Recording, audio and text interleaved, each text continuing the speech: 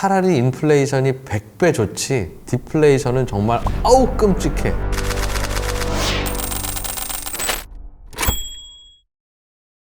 네, 지난 시간에는 인플레이션에 대해서 배워봤는데요. 인플레이션도 반대 개념인 디플레이션이라고 하는 게 있습니다. 이 디플레에 대한 이야기 한번 우울하게 시작해 보겠습니다. 박정호 교수님 함께 나오셨습니다. 어서 오세요. 네, 안녕하세요. 박정호 교수님하고 이 주제를 하기에는 안 어울려. 왜요? 디플레이션은 그냥 우울한 거예요. 네. 그런데 저는 우울이랑 잘 안 어울리니까. 어울리죠. 네, 저는 약간 조증이 있죠. 인플레이션은 네. 물가가 오르는 현상이라고 말씀을 드렸잖아요. 예. 그럼 디플레이션은 물가가 내리는 현상이냐? 그렇기는 한데 물가가 내릴 수도 있죠. 물가가 계속 그냥 내리기만 해. 몇 년째. 이유를 물어보니까 물가가 내린다는 이유로 또 악순환이 돼서 물가가 내리는 이런 현상, 우리는 디플레이션이라고 합니다. 진짜 대부분의 분들이 예를 들어 이거랑 헷갈리시더라고요. 바겐세일. 아니 가격 하려면 이보다 좋은 게 어디 있어. 네. 근데 그건 아까 우리 기자님께서 말씀하셨던 일시적인 가격이나 근데 그게 얘기하는 게 아니라 예를 들어서 이 티셔츠들이 5만 원 하던 게 네. 4만 5천 원, 4만 원, 3만 5천 원 계속 떨어지는 걸 말하는 거지 잠깐 떨어뜨렸다가 다시 올리는 이걸 말하는 게 건 아니에요. 아니다. 그리고 우리는 소비자다 보니까 물가가 오르는 인플레는 나쁘고 물가가 내려가는 디플레이션은 좋다고 생각할 수 있는데 그런 시각을 약간 교정을 좀 하기 위해서 오늘 이 시간에? 네. 디플레이션은 왜 나타나죠, 그런데? 이게 갑자기 미래에 대한 기대감이 없을 때 디플레이션이 나타나는 게 일반적입니다. 예를 들어서 자 우리들이 황혼이 됐어요. 그러면 이제 어떻게 되느냐?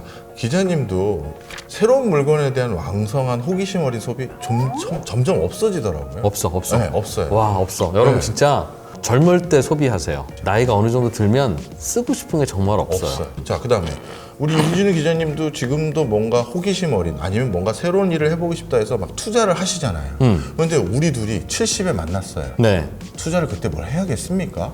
투자해서 뭐해, 그거? 맞아요. 그리고 이사도 어르신들은 잘 안 가시더라고. 그러시더라고요. 네, 그냥 뭐 여기 내가 살던 곳에서 내가 이제 마무리할래 이러면서 변화가 싫어요. 싫어요. 그건 본능이지, 이거. 네. 자, 그럼 어떻게 되느냐? 기업들은 소비와 투자가 예전처럼 일어날 거라고 생각해서 물건을 잔뜩 만들어 놨었는데 작년까지 열심히 쓰시던 그 소비자들이. 근데 그분들이 안 써. 야, 이게 왜 재고가 자꾸 쌓이지? 그럼 재고 털 수 있는 방법은 딱 하나죠. 네. 야, 좀 싸게 해드린다고 해서 가져가 보라고 해. 해서 가격을 낮춰요. 네. 근데 가격을 낮춰도 잘 안 써. 그러면 더 낮춰요. 그리고 그렇게 한번 낮추기 시작하면 네. 내년에는 더 싸질 텐데? 그렇죠. 라는 생각도 하게 되겠네요. 맞아요. 그러니까 더 소비와 투자를 안 하는 거예요. 많은 분들이 나는 월급은 정해져 있는데 네. 이 월급으로 살 수 있는 여러 물건들의 가격이 싸진다니까 땡큐네 생각한 게 아니라 네. 내 직장 자체를 잃어버릴 수가 있는 거죠. 아, 자, 그런데 요즘 이제 어떤 일들이 전 세계적으로 일어나냐면 젊은 계층들도 미래가 불투명한 거예요. 내가 미래에 연봉이 얼마나 될 것 같아. 네. 그러면 지금은 연봉이 작더라도 야, 내가 이제 이렇게만 살겠어? 내가 연봉 1억 이상은 찍지 라는 기대감만 있어도 네. 앞당겨 소비를 해요. 그런데 미래가 불투명한 거야. 청년층들도 새로운 물건에 대한 호기심도 없고 나 자신을 위한 적극적인 투자도 안 하고 네. 그러면서 우리 슬로우 그 삶이라고 하나요? 그런 뭐 움직임들이 있어요. 있죠. 소확행도 그거에 해당될 그렇죠. 것 같아. 사회 전반적으로 물건 가격이 지속적으로 떨어질 수 있는 요인들이라는 건 네. 한마디로 말씀드리면 미래에 대한 적극적인 기대감이 없어지거나 자기 스스로 적극적으로 경제활동을 할 요인들이 줄어드는 계층들이 사회 전반적으로 많아졌을 때 일어날 수 있는 현상이 대표적으로 디플레이션입니다. 그 원인은 잘 분석을 안 되고 있죠. 이유는 못 찾고 있죠. 그렇죠. 아마 원인도 잘 못 찾아서 이렇게 해결책도 좀 어려운 것 같아요. 어려운 것 같아요. 사람은 큰일이 있으면 장기간 우울해 하잖아요. 예. 경제도 마찬가지예요. 경제도 그냥 뭔가 큰 충격을 한번 받으면 그거의 잔상이 계속 남아서 계속 우울해요. 대표적으로 그래서 그런 경험을 겪고 있는 나라가 일본입니다.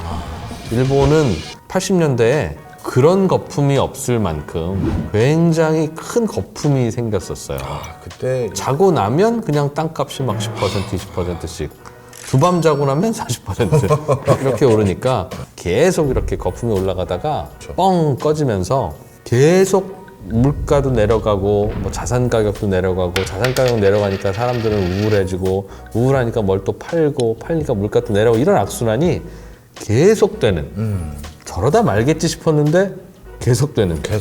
그래서 요즘 많은 분들이 오해를 하시더라고요. 신문 지면상에서 전 세계 각국가 물가 상승률 비교하면서 아니 어느 나라 물가 7% 오르고 어느 나라 뭐 5% 오르고 난리인데 일본 봐라 물가가 이렇게 안정돼 있지 않냐 하는데 일본은 다른 나라 물가가 이렇게 오르는데 아직도 0% 1%의 물가 상승률을 보이다 보니까 네. 이게 디플레라는 엄청난 더 큰 고민인 걸 아는데 진짜 이상하죠. 이거를 진짜 좋아할 게 아닌데 그래서 이제 많은 이걸 공부하시는 그 학자분들이 인플레이션은 약간 일시적인 요인으로 생긴 것들이 많아요. 갑자기 국가가 돈을 왕창 푼다든가 네. 그래서 전쟁 등으로 유발된 인플레이션이라든가 이런 거는 전쟁 끝나고 나면 회복되고 국가가 돈 푸는 거나 이런 것들은 금리 올리면 해결이 되는데 네. 디플레이션은 구조적이고 그래서 일순간 해결될 수 없는 요인들이 대부분이라는 거죠. 예를 들어서 일본 같은 경우 가장 큰 이유 중에 하나가 적극적인 경제하려는 의지가 상실된 나이층이 너무 많아진 거예요. 전 세계 초고령 국가의 1등 국가. 그러다 보니까 아까 우리들 예시 든 것처럼 이 나이에 무슨 그런 분들에게 70대 분들에게 찾아가서 그 국가에서 금리를 0%로 내렸습니다. 할아버지 창업 좀 해주세요. 할아버지 이거 최신형 접히는 휴대폰이야. 하나 쓰세요. 그러면 그분 아직도 투지폰 쓰고 할 텐데 이게 구조적으로 안 되는 거예요. 그런데 교수님, 네. 이거는 보통 뭐 어떻게 그럼 치료를 합니까? 예를 들면 인플레이션이 생긴다, 물가가 올라간다. 그러면 이거 이상은 물가 올리지 마, 가격 상한제 이런 거 가끔 튀어나오잖아요. 네. 그런데 디플레이션은 야 이거 이상은 물가 내리지 마라고 하는 가격 하한제 얘기는 잘 못 들어본 것 같아요. 맞습니다. 가격 하한제라는 방법보다는 통상적으로 이제 반대로 금리를 0%까지 낮출 테니 네. 돈을 갖다 쓰는 게 더 이득이도록 한번 만들어 보는 게 지금까지 일반적으로 했던 처방이에요. 그 일본 같은 경우 잃어버린 20년 기간 초입 때 바로 이 0% 금리 정책을 계속 해봤었어요. 그리고 실질적으로 마이너스 금리도 적용을 큰 회사에다 적용을 해봤거든요. 너희는 진짜 네. 보관만 해봐. 보관료 뜯어갈 거야. 어디 딴 데 갈 방법도 없잖아. 예. 그래도 버텨. 보관료 내겠습니다. 그래서 그 다음 환율을 바꿔본 거예요. 돈을 갖다 쏟아 붓기 시작한 거예요. 엔화를 완전히 낮춰가지고 그 일본산 제품이 싸져서 뭔가 경제 활로를 네. 모색하려고 했는데 이것마저도 통상적인 효과를 못 거두고 있어요. 일반적으로는 그래서 유동성을 푸는 네. 금리를 낮추고 돈을 풀면 사람들이 기본적으로 주머니가 넉넉해지면 분식집에 들어갔는데 내 주머니에 10만 원이 있으면 네. 넉넉하게 시켜요. 네. 먹고 싶은 거 다 시켜요 그냥. 그게 사람의 본능인데 네. 주머니가 넉넉해져도 일본인들은 그냥 순대 하나 주십시오. 이러고 그냥 순대만 먹고 가는. 그래서 야 이거를 어떻게 이 마음을 어떻게 바꾸나. 그 마음을 바꾸는 게 문제라서 참 연구 대상이기도 하다. 생각해 보면 이 악순환을 풀 수 있는 방법이 없어요. 없네. 너무 활발한 아이를 야야 좀 가만히 좀 어디 있어. 이거는 금방 되는데 우울한 아이를 일어나서 놀게 하기는 너무 어렵다.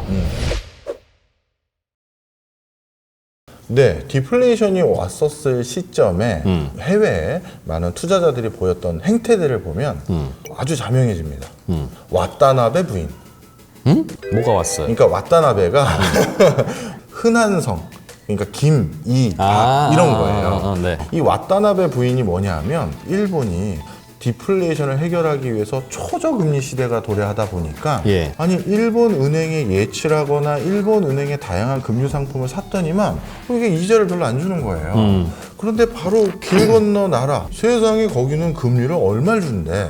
그냥 바깥에 투자하기 시작한 거예요. 그런 일본의 개인 자금들이 해외 대거 온 것을 와타나베 부인의 자금이다라고 부르는 거죠. 네. 해외 투자를 하는 게 첫 번째 유령이다. 그렇죠. 우리나라는 너무 썰렁하게 식어 있으니까. 썰렁하게 식으니까. 의외로 우리나라는 주식 투자 많이 하시잖아요. 코인도 많이 하고. 네. 일본 국민들의 대부분은 환투자, 엔화가 강할 거냐, 호주 달러가 강할 거냐, 뭐 미국 달러가 좋을 거냐, 뭐 이런 투자 굉장히 많이들 하시죠. 그 이전부터 그 고민들을 많이 할 수밖에 했으니까. 없어서.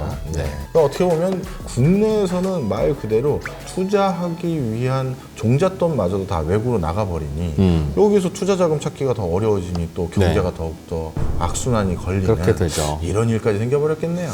그래서 디플레 시대의 가장 좋은 투자는 어찌 보면 지금 다니는 회사에 충실한 거예요. 일 열심히 하라. 일 열심히, 그러니까 아 우울한데. 그러니까 인플레 시대에는 월급은 그냥 대출 받기 위해서, 대출이자 갚기 위해서 하는 거고 투자를 열심히 해야 되거든요. 네. 인플레 시대에는. 반대로 디플레 시대에는 일자리가 사라질 수도 있고 투자해도 별게 안 되기 때문에 매달 꼬박꼬박 들어오는 이 월급 내지는 수입의 고마움이 훨씬 커지는 거예요. 그렇군요. 그래서 디플레 시대를 살아가는 방법은 사장님 감사합니다. 총장님 열심히 하겠습니다. 그게 재테크다. 알겠습니다. 네. 그래서 이 인플레 디플레 이야기를 쭉 들어보니까 돈이 얼마나 풀리고 안 풀리고 하는 게 참 중요하네. 참 중요하기도 하고 경제가 거기에 따라서 움직이는구나라는 걸 아마 어렴풋이 이해를 하셨을 거예요. 다음 시간에는 그래서 제가 네. 전문가 한 분을 아, 난 전문가가 아니었던 거야.